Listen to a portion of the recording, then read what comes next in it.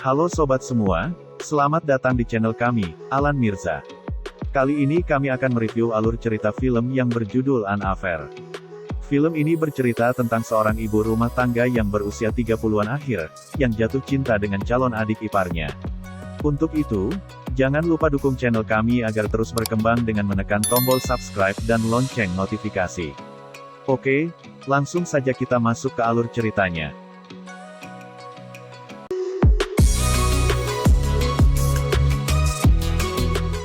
Scene dimulai dengan Kim So Hyun yang sedang menjenguk ayahnya yang sedang sakit. Dan So Hyun menyampaikan ke ayahnya kalau adiknya Ji Hyun sudah bertunangan dengan orang sesama Korea di Amerika dan sebulan lagi akan pulang ke Korea untuk melangsungkan pernikahan. Kim So Hyun adalah seorang ibu rumah tangga beranak satu dan suaminya bernama Jun Il Yun, yang bekerja sebagai seorang arsitek di sebuah perusahaan. Di antara aktivitas kesehariannya So Hyun adalah memasak, menyiapkan makanan, beres-beres rumah, mengurus dan mengantar anak ke sekolah. Pada suatu waktu, So Hyun ditelepon oleh adiknya Ji Hyun untuk bertemu dengan calon suami Ji Hyun yang sudah lebih dulu berada di Korea. Sekaligus So Hyun diminta untuk menilai calon adik iparnya itu apakah cocok dengan adiknya Ji Hyun. Keesokan harinya, So Hyun bertemu dengan calon suami adiknya bernama Yoo In di sebuah kafe. Obrolan pun berlangsung. So Hyun memulai obrolan dengan menanyakan kepada Yoo In, sudah berapa lama berada di Korea, lagi sibuk apa, dan bagaimana sampai bisa berkenalan dengan adiknya Ji Hyun. Dan sebaliknya, Yoo In malah kaget melihat So Hyun karena tampak awet muda. Obrolan mereka berlangsung cukup lama, dan berakhir karena So Hyun ditelepon oleh suaminya untuk hadir dalam acara nanti malam bersama teman-teman kantor suaminya. Di akhir obrolan, So Hyun menanyakan, bagaimana persiapan pernikahan, dan nanti kalian tinggal di mana, masih banyak yang harus dibicarakan, kata So Hyun. Dan Yoo In mengatakan, masih ada banyak waktu untuk membicarakan semuanya. Pada malam harinya, So Hyun bersama suaminya menghadiri acara perayaan perusahaan karena bangunan yang dirancang suaminya berhasil dan mendapat pujian dari bos perusahaan. Dan suaminya akan dipercayakan lagi untuk merancang bangunan yang akan perusahaan bangun nantinya.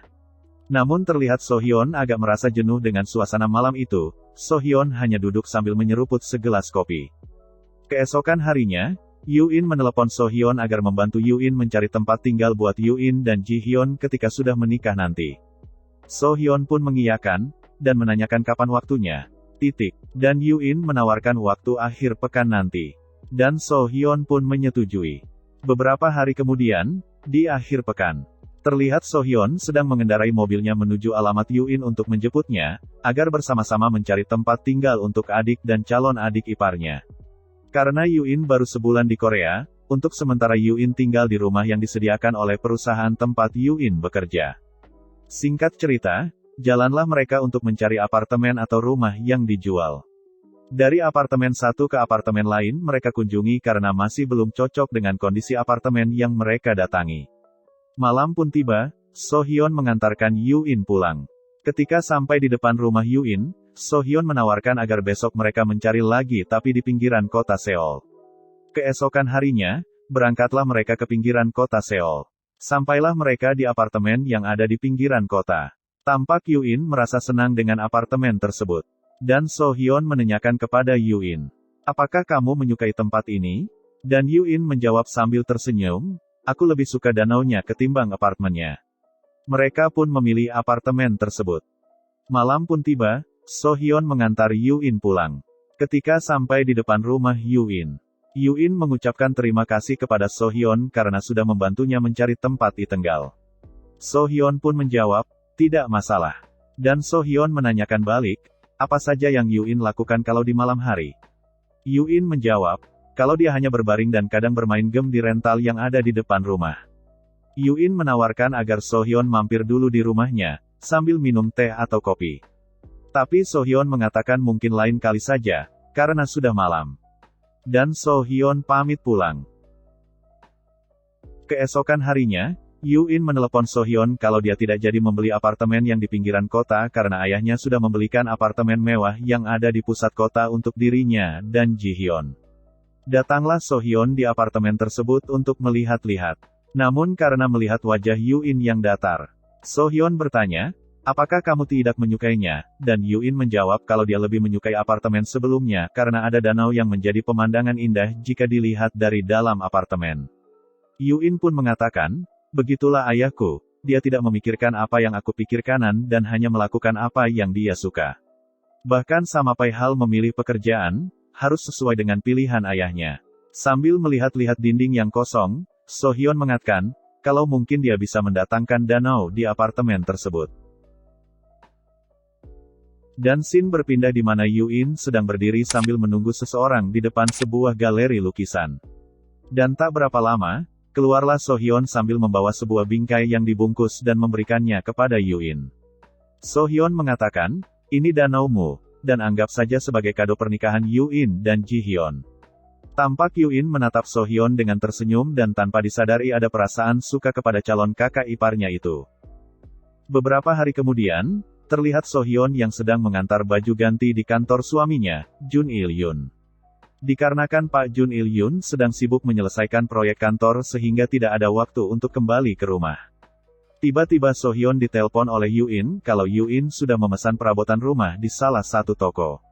Dan So-hyun ingin melihat perabotan tersebut.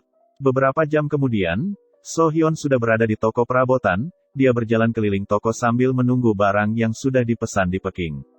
Tanpa sepengetahuan So-hyun, Yuin mengikutinya dan mengagetkannya secara tiba-tiba. So-hyun kaget dan bertanya kepada Yuin, sejak kapan kamu berada di sini? Dan Yuin menjawab, aku mengukitmu secara diam-diam. Setelah urusan di toko selesai, mereka berjalan bersama di trotoar. Tiba-tiba Yuin melihat poster film. Tak berapa lama kemudian, mereka sudah sampai di depan gedung bioskop dan sambil melihat poster film yang di depan bioskop. Mereka berniat untuk menonton film. Lalu Yuin mengatakan agar So-hyun tunggu di sini karena Yuin mau membeli tiket dulu.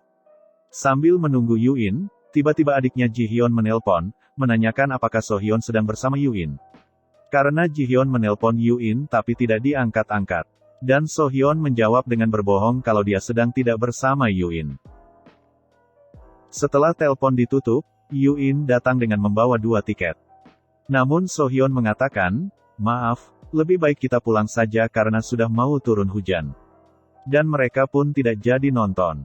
So-hyun mengantar Yuin pulang, dikarenakan hujan, Yuin bersikeras agar So-hyun mampir dulu di rumahnya untuk minum teh atau kopi.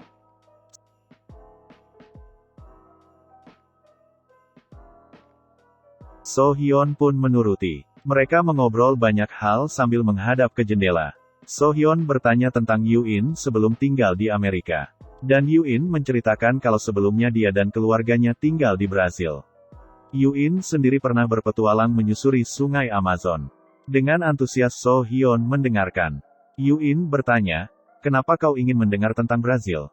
Dan So-hyun menjawab, aku rasa di sana waktu berjalan lebih lama. Setelah ngobrol cukup lama, Yuin mengantar So-hyun sampai ke mobil. Sebelum jalan, So-hyun mengatakan, masuklah ke rumah, di sini hujan. Tiba-tiba Yuin langsung mencium So-hyun, dan tanpa berbicara So-hyun lalu menjalankan mobilnya.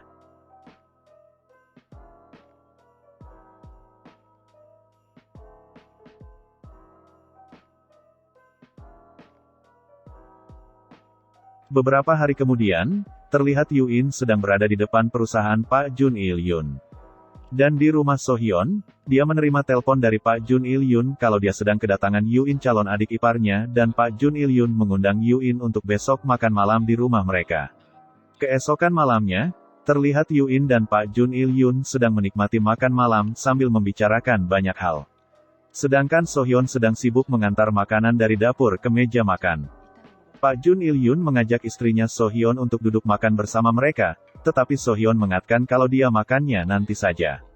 Setelah makan malam, Pak Jun Il-yun dan Yuin duduk di sofa sambil minum teh botol. Dan untuk kedua kalinya Pak Jun Il-yun memanggil So-hyun untuk duduk bersama mereka. So-hyun pun menuruti dan duduk bersama Pak Jun Il-yun dan Yuin. Di tengah obrolan mereka, Pak Jun Il-yun bertanya ke Yuin, bagaimana sampai Yuin bisa bertemu dengan Ji-hyun. Dan Yuin menjawab kalau mereka bertemu di Museum Nasional tempat Ji-hyun bekerja. Dan Yuin mengatakan lagi, 우린 서로가 한눈에 반했어요. 쌀쌀하게 굴고 말 것도 없었고 우린 금세 친해졌어요. 키스도 금방 했죠. 거기선 키스가 별것도 아니잖아요. 그냥 인사일 수도 있고. 키스를 했다고 갑자기 사람을 상대도 안 하잖아요. Mendengar hal itu, So-hyun memandang Yu-in sejenak dan setelah itu pergi ke dapur. Setelah lama mengobrol, akhirnya Yu-in pamit pulang. Namun karena Pak Jun Il-yun merasa karena capek, akhirnya dia meminta So-hyun mengantar Yu-in sampai di depan apartemen. Saat berada di lift, Yu-in mengatakan kepada So-hyun kalau dia tidak akan meminta maaf soal malam itu. 정말 그러고 싶었어요. 주례는 저희 쪽에서 알아볼게요. 이 부분 그쪽에서 이러지 말아요. 제발. 왜 이래요? 나 지훈이 언니예요. 날 똑바로 봐요. 내가 누구예요?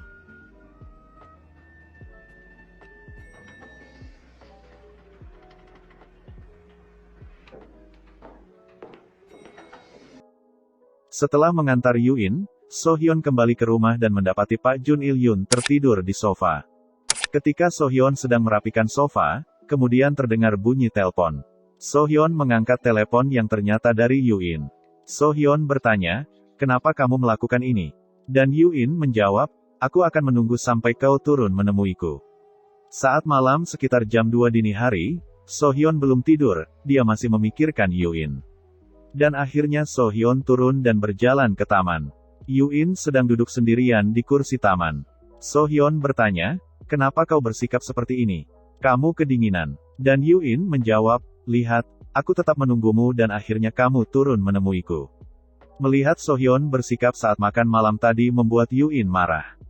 Dan Yu-in bertanya, "Apakah kamu mencintai suamimu?" Dan So-hyun menjawab, "Sungguh konyol kau mencintaiku, aku sudah memiliki suami, aku terlalu tua untukmu dan mempunyai seorang anak." Dan Yu-in mengatakan, "Kenapa kamu menyukaiku? Aku terlalu muda dan tidak punya anak." Mendengar hal itu, So-hyun hanya memandang Yu-in dengan tatapan heran. Keesokan harinya, So-hyun menelpon ke kantor Yu-in, dan pegawai kantor mengatakan kalau Yu-in tidak masuk kerja karena sedang sakit. Beberapa waktu kemudian, So-hyun sudah sampai di depan rumah Yu-in. So-hyun masuk ke dalam dan mendapati Yu-in sedang berbaring dalam kondisi lemas.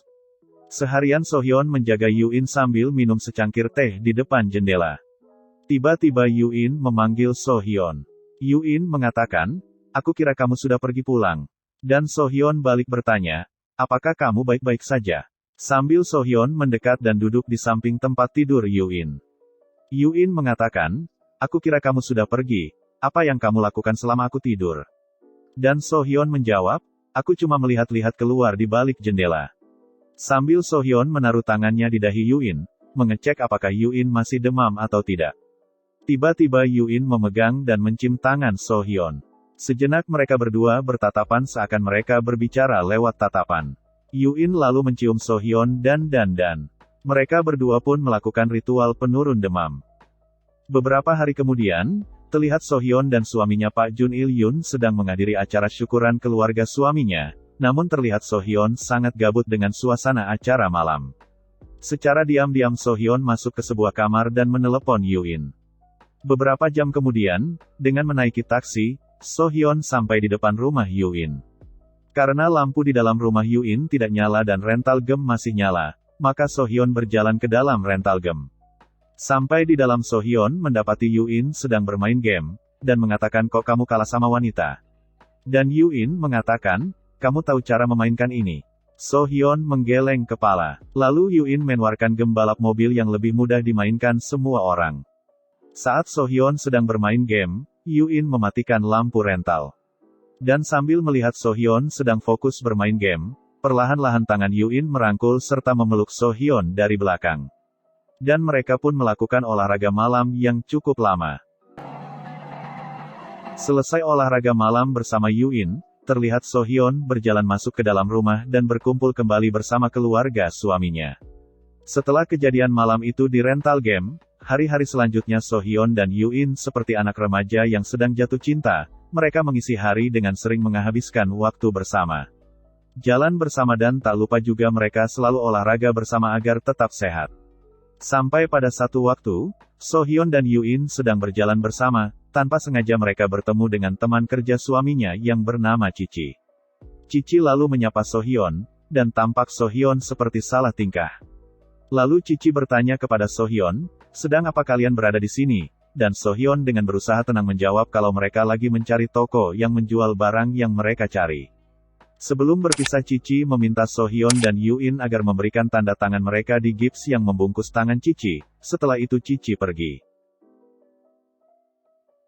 Setelah pertemuan dengan Cici, di dalam taksi tampak So-hyun yang mulai kepikiran karena nantinya Cici bisa saja memberitahu suaminya Pak Jun Il-yun apa yang So-hyun dan Yoo-in lakukan selama ini. Dan setelah So-hyun dan Yoo-in olahraga bersama di rumah Yoo-in meminta agar So-hyun mau menginap di rumahnya tapi So-hyun menolak. Dalam perjalanan pulang, So-hyun